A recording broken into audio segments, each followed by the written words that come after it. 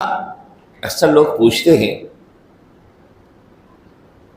کہ قربانی، بہت سے لوگ وہ ہیں جو باہر رہتے ہیں، ان کی قربانی یہاں ہم کرتے ہیں، اور دن کا تاریخ کا فرق ہوتا ہے۔ وہاں قربانی کا وقت شروع ہو گیا، ابھی ہمارے پاس شروع نہیں ہوا، یا وہاں ختم ہو گیا، ہمارے پاس ابھی قربانی کا وقت باقی ہے۔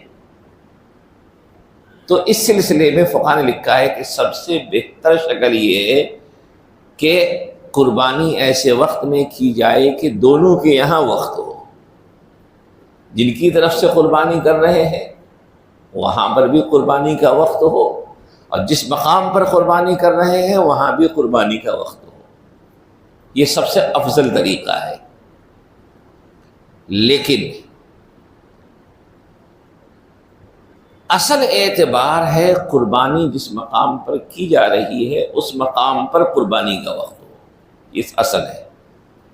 مثال کے طور پر جن لوگوں کے یہاں ایک دن پہلے عید ہو گئی، اپنے یہاں بھی قربانی کا وقت شروع نہیں ہوا، تو اب ایک دن پہلے ان کے یہاں قربانی کا وقت ہو گیا ہے، اس اعتبار سے ہم یہاں قربانی نہیں کر سکتے۔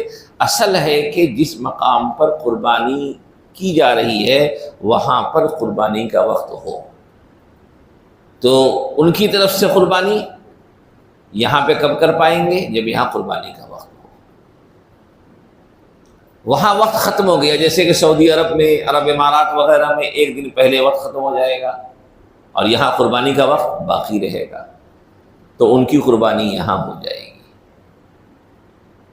تو سب سے بہتر یہ ہے کہ باہر والوں کی طرف سے قربانی ایسے وقت میں کرے کہ ان کے پاس بھی وقت ہو اور قربانی کی جگہ میں بھی وقت ہو۔